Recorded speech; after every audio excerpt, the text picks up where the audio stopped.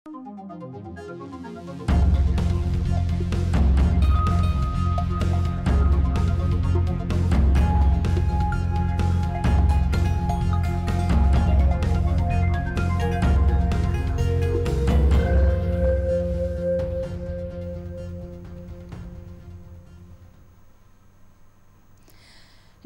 यो news 24 television prime time न्यूजमा स्वागत छ।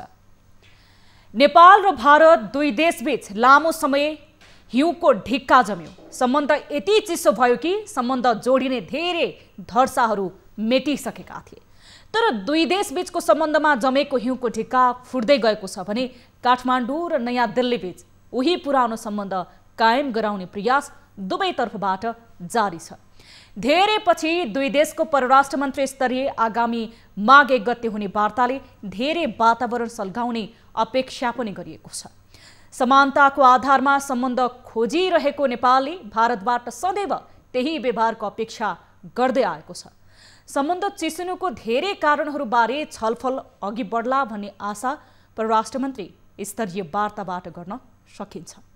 तर ती कारणहरूको निराकरण नभएसम्म सम्बन्धमा तोस भने सदैव कायम रहनेछ। अब प्राइम टाइम न्यूजका हेडलाइन्स।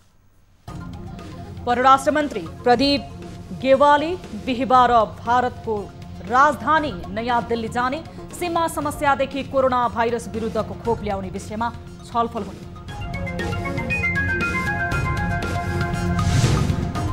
कम्पनी मार्फत खरिद गर्दा ढिलाइ हुने भएपछि विकासकर्ता देशहरूसँगै खोप उपलब्ध गराइदिन सरकारको माग।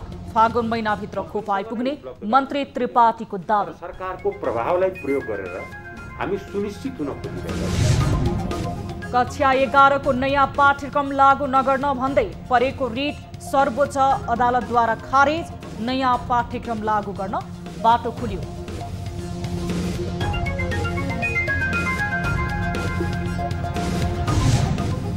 गंगामाया अधिकारीको जीवन रक्षा माग गर्दै वीर अस्पतालमा प्रदर्शन। आमरण अनसरको 22 दिनमा पनि सरकारले नसुनेको भन्दै मानवाधिकारवादी आक्रोशित। अहम प्रश्न भएर आएको छ। उहाँ 23 दिन भयो आज चाहिँ उहाँले औषधि नखाएको, पानी नखाएको।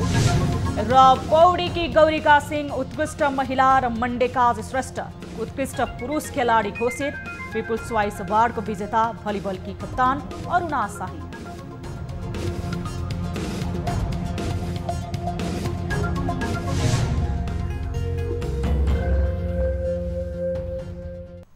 हामी निरन्तर न्यूजमा छौं। परराष्ट्र मन्त्री प्रदीप गेवाली बिहिबार एयर इन्डियाको विमानबाट भारतको राजधानी नयाँ दिल्ली प्रस्थान गर्नुहुने भएको छ। बिहिबार नै नेपाल र भारतबीच संयुक्त आयोगको 6औं बैठक बस्नेछ।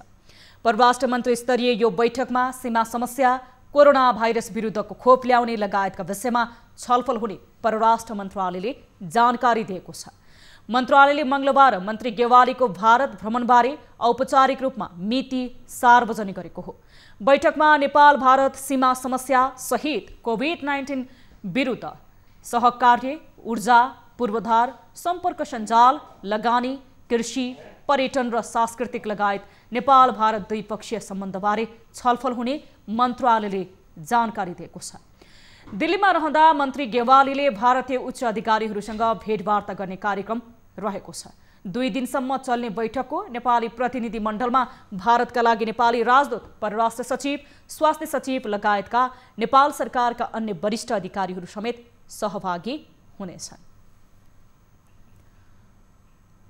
प्रदेशसभा सञ्चालनबारे प्रदेश 1 को प्रदेशसभा सचिवालयले कानुनी व्यवसायीहरूसँग परामर्श गरेको छ। नेकपाभित्र देखिएको विवादका कारण प्रदेशसभा सञ्चालनमा हुन सक्ने संवैधानिक र कानुनी अडचन तथा प्रदेशसभा नियमावलीबारे कानुनी परामर्श लिएको सचिवालयले जनाएको छ। नेकपा विवादका कारण प्रदेश 1 मा मुख्यमन्त्री, मन्त्रीहरू र प्रदेश सांसदहरू समेत एकअर्काले निलम्बन गरिएको छ।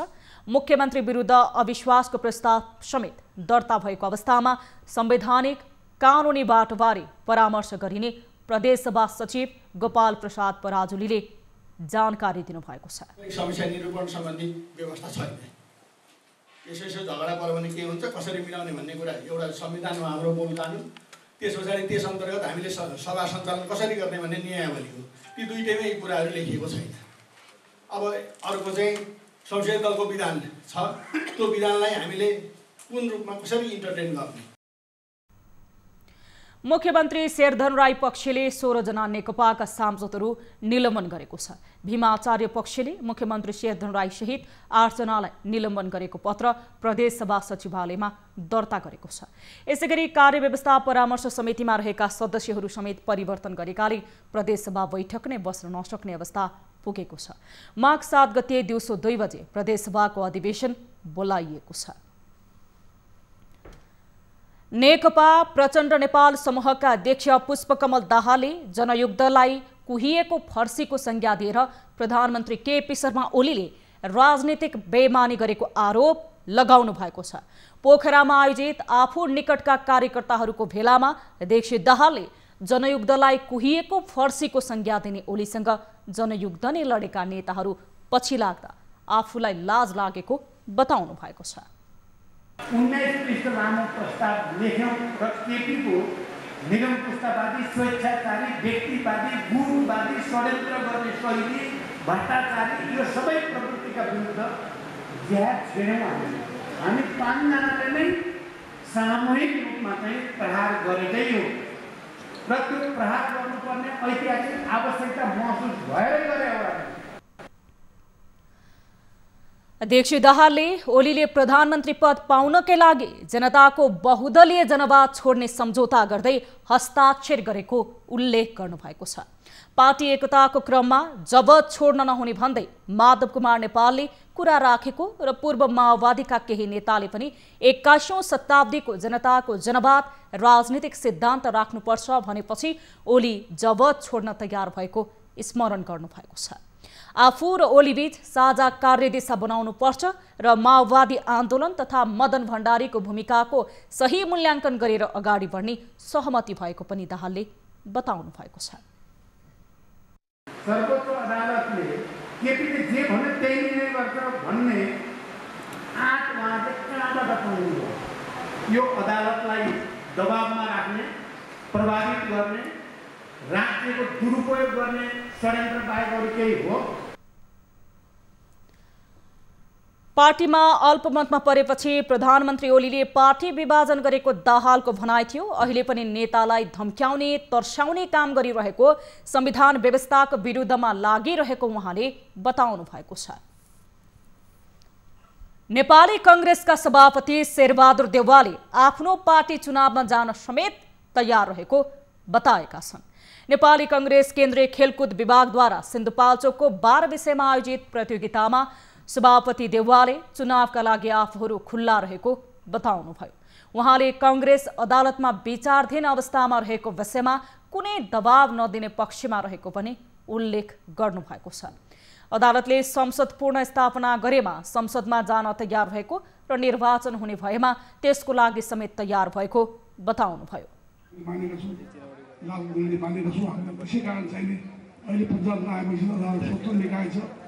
यसो गरौँ उसो भन्ने कुरा छैन। त्यसैले चाहिँ अहिले अदालतको निर्णय जो हुन्छ हामीले मान्नेछौँ, त्यही भन्न चाहन्छु।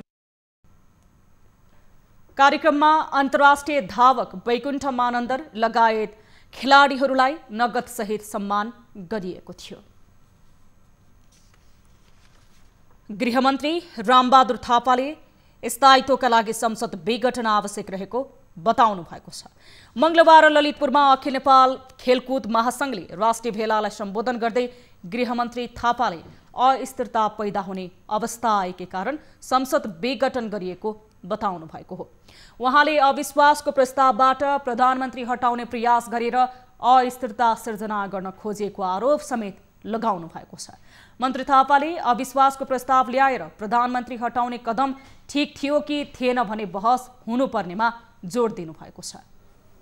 नेकपाको 2/3 चाहिँ मत थियो, त्यसलाई विभाजित गरेर प्रधानमन्त्रीलाई हटाउने अविश्वासको प्रस्ताव ल्याएर चाहिँ प्रधानमन्त्रीलाई चाहिँ अपदस्थ गर्ने चाहिँ नीति, त्यो कदम सही थियो वा त्यो गलत थियो भने यो प्रश्नको जवाफ तपाईँ हामीले चाहिँ दिनुपर्ने भएको छ। राजनीति भनेको समाज परिवर्तनको दर्शन भएको र दल परिवर्तन भएको भन्दै उहाँले राजनीतिकै कारणले परिवर्तन हात पारेको जिकिर गर्नुभएको छ। उहाँले गएको 3 वर्षमा 7% भन्दा बढी आर्थिक वृद्धि दर पुर्याउँदै देश विकासतर्फ गइरहेको अहिले अवरोध गरिएको धारणा पनि राख्नु भएको छ। सञ्चार तथा सूचना प्रविधि मन्त्री पार्वत गुरुङले तोकिएकै समयमा चुनाव हुने दावी गर्नुभएको छ। क्रियाशील दलित पत्रकार संघले आयोजना गरेको कार्यक्रममा मन्त्री गुरुङले सरकारलाई काम नदिएका कारण ताजा जनादेशमा जाने निर्णय गरेको भन्दै त्यो प्रतिगामी कदम नभएको समेत बताउनु भएको छ। उहाँले सबै दलहरू आन्दोलनको नाममा चुनावी प्रचारमा हिँडेको उल्लेख समेत गर्नुभएको छ। द्वन्द्वकालमा जस्तो प्रचण्डले ढाडमा टेकेर टाउकोमा हान्ने रणनीति अहिले पनि अख्तियार गरेका कारण अहिलेको अवस्थामा आएको बताउनु भएको छ। थियो ढाडमा टेकेर टाउकोमा हान्ने भन्ने रणनीति थियो। आज प्रचण्डले माधव नेपालको ढाडमा टेकेर प्रधानमन्त्री केपी ओलीको टाउकोमा हान्ने भन्दा यो प्रजातन्त्रकै टाउकोमा हान्ने, संविधानकै टाउकोमा हान्ने रणनीति लिएको हो। उहाँको त्यो हिजोको जनौधको रणनीति अहिले फेरि पनि यो अहिलेको यसमा चाहिँ फेरि पनि कपी गर्दाखेरिको परिस्थिति पनि हो। कार्यक्रममा क्रियाशील पत्रकारहरूलाई सम्मान गरिएको थियो। मुलुकमा थप 430 जनामा कोरोना भाइरस कोभिड-19 संक्रमणको पुष्टि भएको छ, जसमा महिलाको संख्या 177 र पुरुषको संख्या 253 रहेको छ। पछिल्लो 24 घण्टामा 5300 को कोरोना परीक्षण गर्दा सो संख्यामा संक्रमित थपिएका हुन्। स्वास्थ्य तथा जनसङ्ख्या मन्त्रालयका अनुसार पछिल्लो 24 घण्टामा देशका विभिन्न भागमा 430 संक्रमित थपिएसँगै नेपालमा संक्रमितको कुल संख्या 2,65,698 पुगेको छ। यसैगरी काठमाडौँ उपत्यकामा पछिल्लो 24 घण्टामा थप 259 जना संक्रमित फेला परेका छन्। मन्त्रालयका अनुसार काठमाडौँ उपत्यकामा 115 जना महिला र 144 जना पुरुषमा कोरोना भाइरसको संक्रमण पुष्टि भएको हो। यो सँगै काठमाडौँ उपत्यकामा संक्रमितको कुल संख्या 1,23,857 पुगेको छ। यसैगरी कोरोना भाइरस कोभिड-19 को संक्रमणबाट पछिल्लो 24 घण्टामा देशभर 390 जना निको भएर घर फर्किएका छन्। स्वास्थ्य तथा जनसङ्ख्या मन्त्रालयका अनुसार पछिल्लो 24 घण्टामा देशभरबाट 390 जना निको हुँदा डिस्चार्ज हुनेहरूको कुल संख्या 2,59,358 पुगेको छ। त्यस्तै देशभर सक्रिय संक्रमितहरूको संख्या 4,408 रहेको छ। यसैगरी क्वारेन्टिनमा रहनेको संख्या 237 रहेको छ। पछिल्लो 24 घण्टामा देशभर 5,300 को PCR परीक्षण हुँदा हालसम्म कुल 19,92,855 जनाको PCR परीक्षण भएको छ।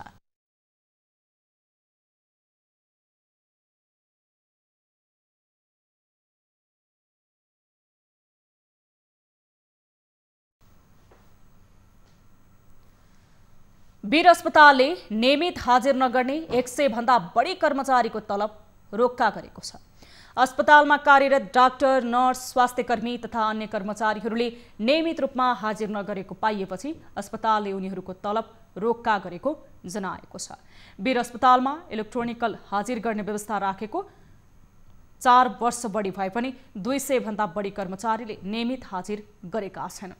अस्पतालमा कार्यरत कयौं कर्मचारी कार्यालय समयमा अस्पतालमा भेटिँदैनन्। कर्मचारीले हाजिर नगर्ने हेलचेक क्राई गरेकाले तलब रोक्का गरेको अस्पतालका निर्देशक डाक्टर केदार सेन्चुरीले जानकारी दिनुभएको छ। अस्पतालले काम गरेर हाजिर नगरेका कर्मचारीको हकमा उनीहरूसँग स्पष्टीकरण सोधेर तलब दिने जनाएको छ।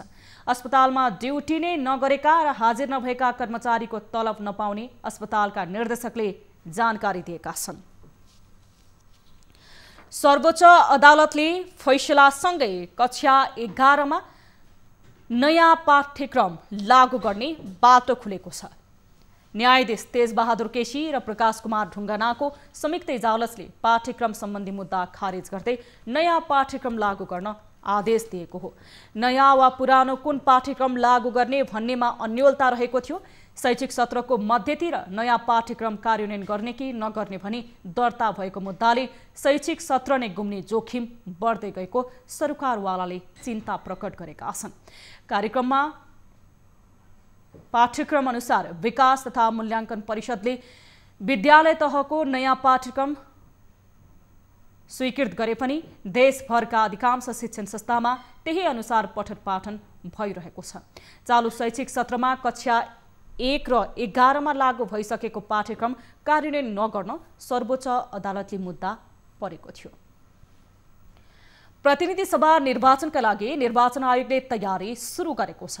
सरकारले प्रतिनिधि सभा विघटन गर्दै वैशाख 17 र 27 गते निर्वाचनको मिति तोकेपछि आयोगले तयारी थालेको हो। प्रतिनिधि सभा निर्वाचनका लागि जिल्ला निर्वाचन कार्यालय विराटनगरले मतदान स्थल र मतदान केन्द्रबारे छलफल गरेको थियो। निर्वाचन आयोगबाट अनुमानित मतदाता आएकाले कोही अनुसार मतदान केन्द्र पुनरावलोकन गर्नुपर्ने जिल्ला निर्वाचन कार्यालय विराटनगरले जनाएको छ। प्रमुख जिल्लाधिकारी संयोजकत्वको मतदान स्थल र मतदान केन्द्र सिफारिस समितिको बैठक बसेर सम्बन्धित पालिकाहरूमा पुनरावलोकनका लागि पठाइएको जिल्ला निर्वाचन अधिकारी महेश कुमार ठाकुरले जानकारी दिनुभएको छ। मतदान केन्द्रहरूको सूची निर्वाचन आयोगबाट प्राप्त भएको छ र यो निर्वाचनको लागि अनुमानित मतदाता संख्या पनि प्राप्त भएको छ। यस आधारमा हामीले पुनरावलोकनको लागि जिल्ला मतदान स्थल तथा मतदान केन्द्र सिफारिस समितिको पहिलो बैठक हामीले आज 2077 पुस 28 गते बस्यौं। मोरङका 17 वटा स्थानीय तहमा 300 वटा मतदान स्थलमा 758 वटा मतदान केन्द्र रहेको थियो। यसपटक मतदाता संख्या 6,44,783 बाट बढेर 6,72,400 पुग्ने अनुमान गरिएको छ। मतदाता संख्या बढेकाले 784 वटा मतदान केन्द्र हुने अनुमान गरिएको छ। माघ 5 गतेभित्र सम्बन्धित पालिकाहरूले सुझाव सहित मतदान केन्द्रको आवश्यकता पठाएपछि प्रमुख जिल्लाधिकारी संयोजकत्वको जिल्ला मतदान स्थल र मतदान केन्द्र सिफारिस समितिले निर्वाचन आयोगमा पठाउनेछ। छलफल कार्यक्रममा मोरङका सुरक्षा प्रमुखहरू, विभिन्न राजनीतिक दलका प्रतिनिधिहरू र विभिन्न पालिकाका प्रमुख र उपप्रमुखहरूको सहभागिता रहेको सो कार्यक्रमले जनाएको छ। प्रतिनिधि सभा विघटन विरुद्ध सर्वोच्च अदालतमा मुद्दा विचाराधीन रहेको छ। नेपालले कोरोना विरुद्धको खोप सिधै कम्पनी मार्फत खरिद गर्न समय लाग्ने भएपछि खोप विकासकर्ता देशसँग खोप उपलब्ध गराइदिन सहयोग माग गरेको छ। नेपालमा खोप दिनका लागि जनशक्ति र पूर्वाधारको तयारी सुरु हुँदै गर्दा छिमेकी मुलुक भारतले मंगलबारदेखि सबै प्रान्तमा खोपको पहिलो चरण पठाइसकेको छ। तर नेपाल अझै पनि छिटो खोप ल्याउने तयारीमा नै जुट्दै गर्दा सरकारले पनि फागुन महिनाभित्र खोप आइपुग्ने दावी गरेको छ। एक रिपोर्ट। छिमेकी भारतले जनवरी 16 देखि कोरोना विरुद्धको खोप अभियान सुरु गर्दैछ। छिमेकीले खोप लगाउने भएपछि नेपालीलाई खोप कहिले पाइएला भन्ने चिन्ताले सताएको छ। विश्व बजारमा खोप उपलब्ध भए लगत्तै नेपाल सरकारले खोप ल्याउने तयारी गरे पनि अहिलेसम्म नेपालमा खोप कहिले आइपुग्ने हो भन्ने बारेमा कुनै टुङ्गो लाग्न सकेको छैन। स्वास्थ्य मन्त्री हृदेश त्रिपाठीले युएई, रसिया र भारतका राजदूतसँग भेटेर कोरोना विरुद्धको खोप छिटो उपलब्ध गराउने बारेमा छलफल भएको जानकारी दिनुभयो। खोप ल्याएर भण्डारण गर्ने व्यवस्था र खोप दिने प्राथमिकतामा स्वास्थ्य कर्मीको सूची लगायतको आन्तरिक व्यवस्था सकिए पनि खोप उपलब्ध कहिले हुन्छ भन्ने टुङ्गो लागेको छैन। खोप निर्माण कम्पनीबाट सिधै खोप ल्याउन क्यूमा बस्नुपर्ने र धेरै समय लाग्ने भएको कारण खोप ल्याउन खोप विकासकर्ता कम्पनी र मुलुकसँग कूटनीतिक पहल भइरहेको स्वास्थ्य मन्त्री हृदेश त्रिपाठीले जानकारी दिनुभयो। ढिलोमा फागुन महिनाभित्र खोप आइपुग्ने मन्त्री त्रिपाठीको दाबी छ। पहिलो चरणमा जति खोप आउँदैछ त्यो चाहिँ भारतबाटै आउँदैछ भनेर बुझौँ। बढी सम्भावना त्यहाँबाट छ, त्यहीँबाट छ र त्यो टेम्परेचर तापक्रम पनि मिल्ने भएको हुनाले र ढुवानीको हिसाबले पनि अलिकति सजिलो भएको हुनाले हामीले त्यहाँ नै बढी सम्भावना अहिले पहिलो खेपको लागि त्यही देखिएको छ। कोरोना विरुद्धको खोप पहिलो चरणमा स्वास्थ्य कर्मी तथा त्यहाँ कार्यरत अग्रपंक्तिमा खटिने कर्मचारीलाई लगाउने योजना बनाएको स्वास्थ्य मन्त्रालयले देशभरबाट स्वास्थ्य कर्मीको विवरण तयार पारिसकेको छ। युएई, रसिया र भारतमा खोपको लागि पहल भइसकेपछि खोप आउने सम्भावना भने भारतबाटै रहेको स्वास्थ्य मन्त्री त्रिपाठीको भनाइ छ। कम्पनीसँग हामीले डिल गर्यौं भने हामी धेरै पछाडी पर्ने भएको हुनाले हामी जुन देशमा कम्पनी ती छन् ती कम्पनीहरू त्यो देशको सरकारसँग हामीले कम्पनीसँग नै उपलब्ध गराउँछन् तिनीहरू, तर सरकारको प्रभावलाई प्रयोग गरेर हामी सुनिश्चित हुन खोजिरहेका छौँ। भारतमा प्रयोगमा आएको खोप 2 देखि 8 डिग्री तापक्रममा भण्डारण गर्न सकिने र ढुवानी गर्न पनि सहज खालको छ। परराष्ट्र मन्त्री प्रदीप गेवालीको माघ 1 गतेको भारत भ्रमणमा खोपका बारे पनि छलफल हुने र भारतमा प्रयोगमै आएको खोप नेपाल ल्याउने योजना सरकारको छ। नेपालले जनसङ्ख्याको लगभग 20% पुग्ने गरी कोरोना भाइरस खोप तत्कालै उपलब्ध गराइदिन भारतलाई यसअघि नै पत्राचार गरिसकेको छ। क्यामेरामा केशव निरौलाका साथ टिभी जर्नलिस्ट रिया भण्डारी, काठमाडौँ। हामीसँग न्युजहरू अझै बाँकी छन्, अहिलेलाई ब्रेक।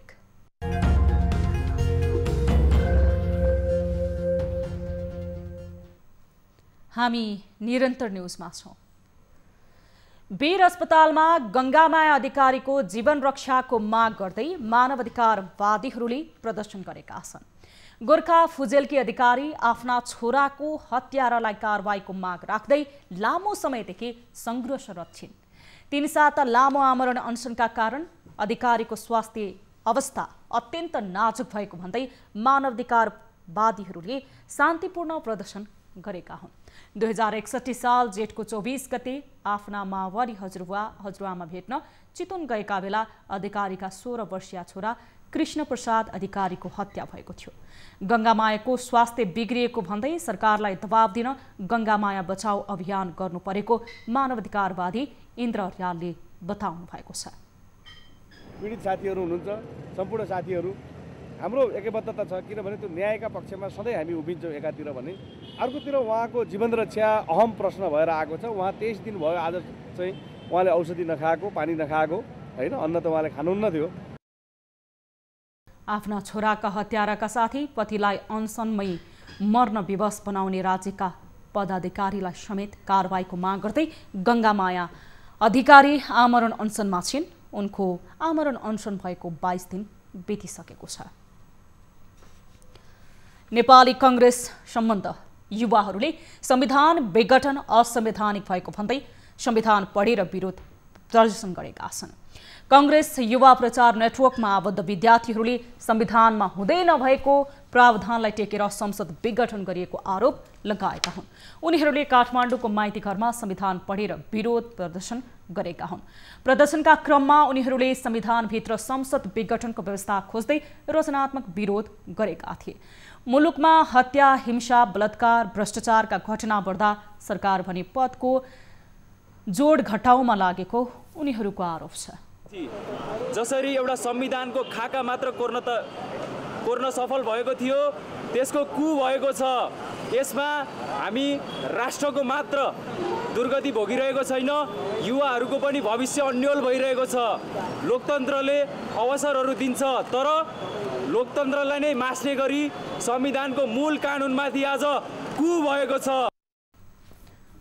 उनीहरूले सरकारको कदमले लोकतन्त्र खतरामा परेको तर्क समेत गरेका छन्। मुलुकले लामो समयपछि संविधान निर्माण भएपछि अहिले सरकारले संविधानमाथि नै को गरेको उनीहरूले आरोप लगाएका छन्। नेपाल पत्रकार महासंघ काठमाडौँको शाखाले अग्रज सञ्चारकर्मीहरूलाई विशेष कोभिड राहत एवं मासिक रूपमा जीवन निर्वाह भत्ताको व्यवस्था गर्न माग गरेको छ। मंगलबार सिंहदरबारमा सञ्चार तथा सूचना प्रविधि मन्त्री पार्वत गुरुङलाई 16 बुँदे ज्ञापन पत्र बुझाउँदै अग्रज सञ्चारकर्मीलाई राहत एवं मासिक जीवन निर्वाह भत्ताको माग गरिएको छ। महासंघ काठमाडौँले 60 वर्ष उमेर पुगेका र 25 वर्षभन्दा बढी समय निरन्तर पत्रकारिता गरिसकेका ज्येष्ठ तथा अग्रज सञ्चारकर्मीलाई विशेष कोभिड राहत एवं मासिक रूपमा जीवन निर्वाह भत्ताको व्यवस्था गर्न सरकारको ध्यान आकर्षण गराएको छ। त्यस्तै समानुपातिक विज्ञापन नीति लागू नहुन्जेलका लागि स्थानीय र प्रदेश तहबाट उपलब्ध गराउने विज्ञापन समानुपातिक ढङ्गले वितरण गर्ने व्यवस्थाका लागि नीतिगत कदम चाल्न पनि माग गरिएको छ। ठूला सञ्चार गृहहरूमा अहिलेसम्म श्रमजीवी पत्रकार ऐन लागू हुन नसकेको भन्दै तत्काल सरकारले हस्तक्षेप गरी ऐन लागू गराउन माग गरेको महासंघले जनाएको छ। ज्ञापन पत्र बुझ्दै मन्त्री गुरुङले महासंघको माग सकारात्मक रहेको बताउनु भएको छ। उहाँले परिवर्तित सन्दर्भमा सञ्चारकर्मीले सन्तुलन र सही सूचना सम्प्रेषण गर्नुपर्नेमा जोड दिनु भएको छ। राज्यकै एउटा चाहिँ हामी छौँ। राज्यलाई बलियो बनाऊँ, राज्यको एउटा सम्मान बढायौँ भने त्यो राज्यको हामी नागरिक, हामी पत्रकार हौँ, हामी नागरिक समाज हौँ, हामी जनप्रतिनिधि सरकार हौँ, हामी सबैको गौरव बन्न सक्छ। राज्य कमजोर भयो, देश बर्बाद भयो भने अनि हामी त्यो देशको नागरिक कमजोर हुन सक्छौँ। त्यसैले हामी राज्यलाई बलियो बनाऊँ, हामी पत्रकार पनि बलियो हुन्छौँ, हामी समाज पनि बलियो हुन्छौँ, सबै बलियो हुन्छौँ, बलियो सरकार बनाउने काममा लागौँ। महासंघ काठमाडौँ शाखाले प्रेस काउन्सिलद्वारा गरिँदै आएको पत्र पत्रिकाहरूको वर्गीकरण वैज्ञानिक पारदर्शिता र न्यायोचित ढङ्गले पनि गर्न माग गरेका छन्। अब बिजनेस न्यूज।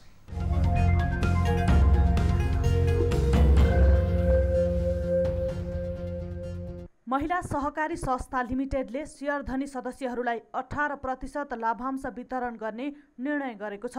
मंगलबार कुलेश्वर स्थित महिला सहकारी संस्थाले 25औं वार्षिक साधारण सभा सम्पन्न गरेको छ। कार्यक्रममा सहकारी संस्थाले वार्षिक प्रगति विवरण सार्वजनिक गर्दै शेयरधनीलाई 18% लाभांश दिने जानकारी दिएको हो। संस्थाले काठमाडौँ उपत्यकामा सीमित बैंकिङ कारोबार सञ्चालन गर्नुको साथै विपन्न महिलाहरूको लागि लघुवृत्त कार्यक्रम सञ्चालन गर्दै आएको जनाएको छ। सो संस्थाकी अध्यक्ष माधुरी सैजुले संस्थाको वार्षिक प्रगति विवरण सार्वजनिक गर्दै महिलाहरूलाई सिप तथा तालिमको माध्यमबाट आर्थिक विकासमा सहभागी गराउने उद्देश्य अनुरूप कार्यक्रम सञ्चालन गरेको बताइन्। संस्थाकी संस्थापक सरस्वती श्रेष्ठले विपन्न तथा गरिब महिलाहरूलाई सामूहिक जमानीमा बिना धितो ऋण प्रदान गरेको बताउँदै संस्थाले कोभिडको मारमा परेको वर्गलाई पनि लक्षित गरेर कार्यक्रम सञ्चालन गरेको बताएकी छिन्। विपन्न र गरिब महिलाहरूको जुन लघुवित्त कार्यक्रम हुन्छ नि, त्यो हामीले पनि त्यो काम गरिरहेछौँ। काठमाडौँ उपत्यकाभित्रको विपन्न तथा गरिब महिलाहरूको लागि हामीले चाहिँ यो लघुवित्त कार्यक्रमहरू बिना ढिटो चाहिँ ऋण दिने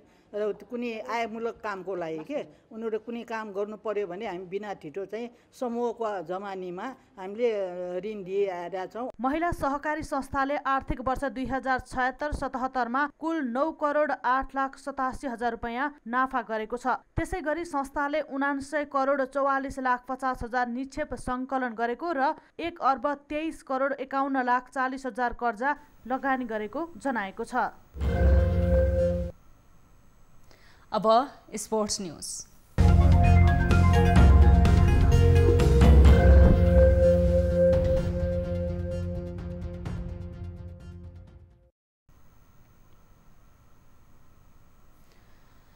एनएसजेएफ वल्सर स्पोर्ट अवार्डमा गत वर्ष नेपालमै आयोजना भएको 13औं दक्षिण एसियाली खेलकुदका सागका स्वर्ण विजेताहरूको वर्चस्व कायम रहेको छ। पौडीकी गौरिका सिंह उत्कृष्ट महिला र 2 स्वर्ण जितेका करातेका मण्डेकाज श्रेष्ठ उत्कृष्ट पुरुष खेलाडी बनेका छन्। सागमा करातेमा दोहोरो स्वर्ण जितेका मण्डेकाज श्रेष्ठ वर्षको उत्कृष्ट पुरुष खेलाडी बनेका हुन्।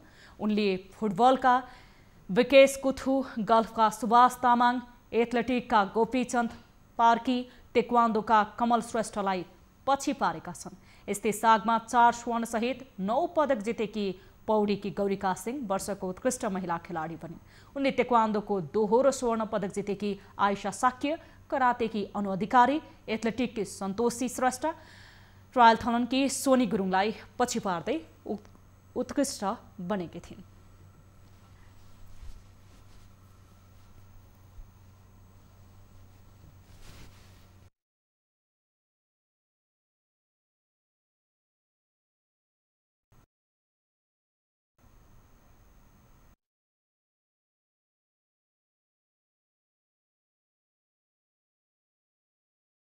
ट्वाइस अवार्डको विजेता भलिबलकी कप्तान अरुणा शाही बनेकी छन्। उनले सर्वाधिक धेरै मत ल्याउँदै सो अवार्ड जितेकी हुन्। अरुणाले कुल मतमा 37.52% भन्दा बढी मत पाएकी छिन्।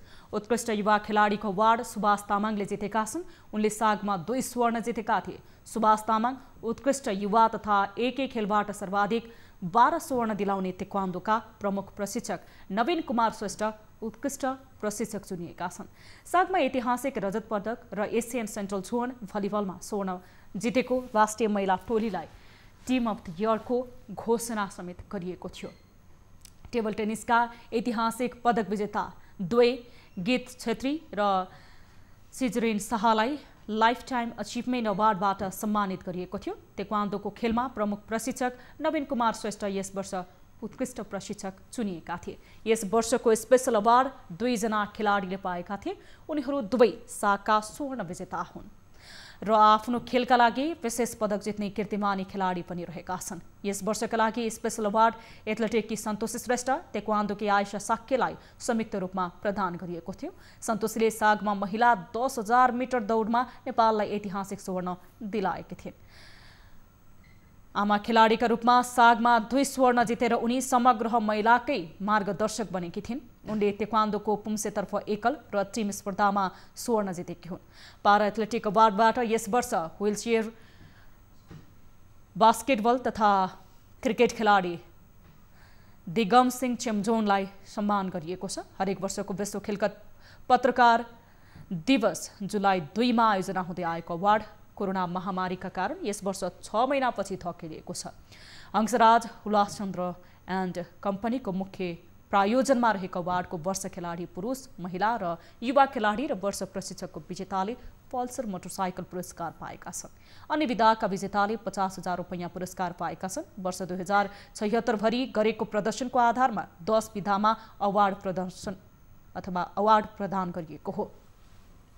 अब विद्या बस्नेतको साथमा फटाफट न्यूज।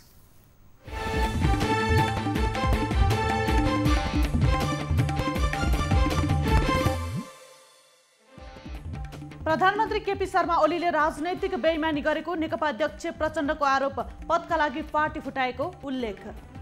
कालापानी, लिपुलेक र लिम्पियाधुरा नेपालकै भूभाग रहेको प्रधानमन्त्री केपी शर्मा ओलीको भारतलाई सन्देश, नेपालले भारत र चीनलाई फरक ढङ्गले व्यवहार नगर्ने भनाई।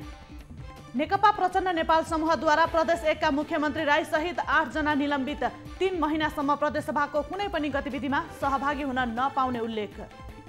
झापाको दमक स्थित भुटानी शरणार्थी शिविरमा आगलागी, अपाङ्ग भएको कारण भाग्न नसक्दा एक व्यक्तिको जलेर मृत्यु।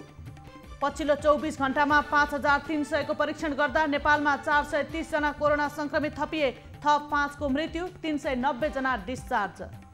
गङ्गामाया अधिकारीको जीवन रक्षाको माग गर्दै वीर अस्पतालमा प्रदर्शन, आमरण अनसनको 22 दिनमा पनि सरकारले नसुनेको भन्दै मानवाधिकारवादी आक्रोशित। नेकपा विभाजनको असर प्रदेश सरकारसम्म, प्रदेश 1 सरकार सङ्कटमा, कङ्ग्रेसको साथ खोज्न नेकपाका दुवै समूहको छलफल सुरु।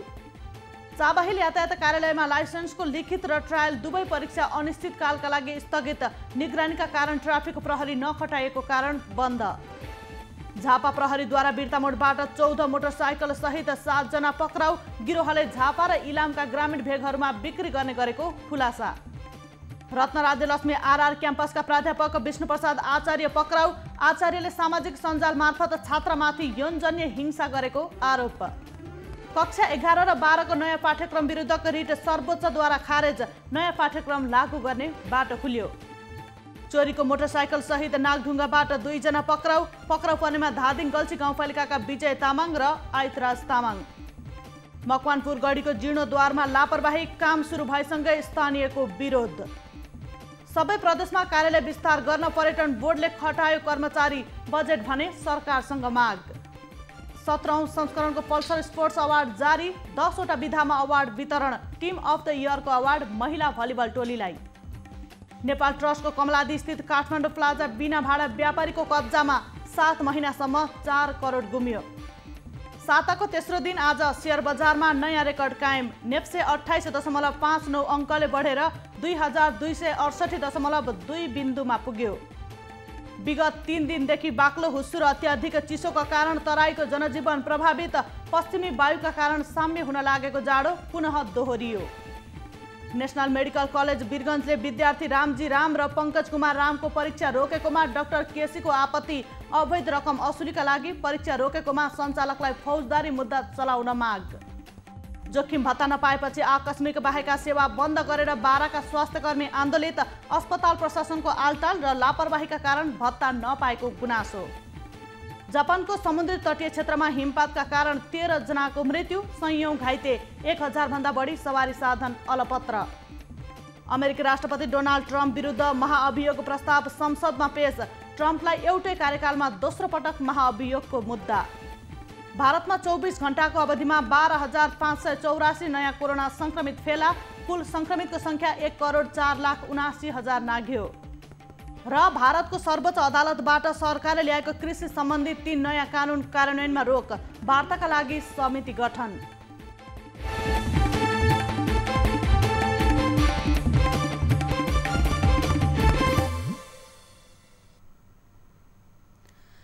प्राइम टाइम न्यूज सक्नु अघि अहिलेसम्मका हेडलाइन्स पुनः एकपटक।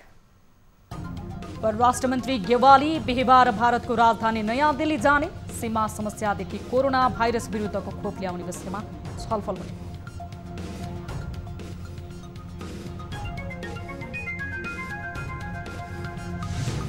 कम्पनी मार्फत खरिद गर्दा ढिलाइ हुने भएपछि विकासकर्ता देशहरूसँगै खोप उपलब्ध गराइदिन सरकारको माग, फागुन महिनाभित्र खोप आइपुग्ने मन्त्री त्रिपाठीको दाबी। तर सरकारको प्रभावलाई प्रयोग गरेर हामी सुनिश्चित हुन खोजिरहेका। कक्षा 11 को नयाँ पाठ्यक्रम लागू नगर्न भन्दै परेको रिट सर्वोच्च अदालतद्वारा खारेज, नयाँ पाठ्यक्रम लागू गर्न बाटो खुल्यो।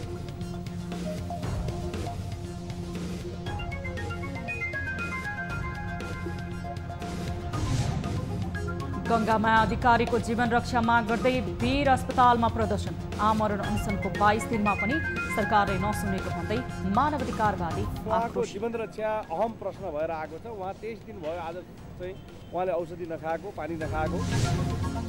र पौडीकी गौरीका सिंह उत्कृष्ट महिला र मण्डेकाजी श्रेष्ठ उत्कृष्ट पुरुष खेलाडी घोषित, पिपुल्स च्वाइस अवार्डको विजेता भलिबलकी कप्तान अरुणा शाही।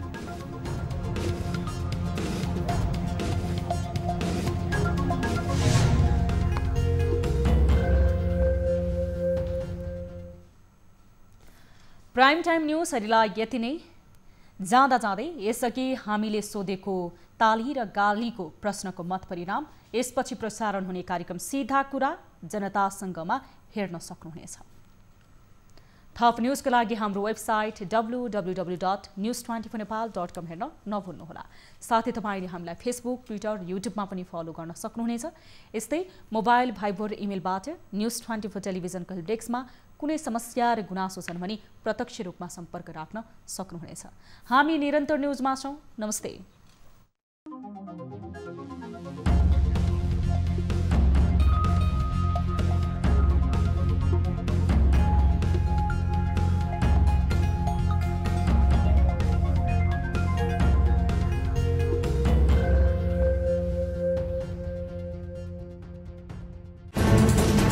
कोरोनाले सृजना गरेको संकटमा पल पलका न्यूज अपडेट र हर क्षेत्रको कभरेजका लागि न्यूज 24 नेपाल युट्युब च्यानललाई सब्स्क्राइब गर्नुहोला।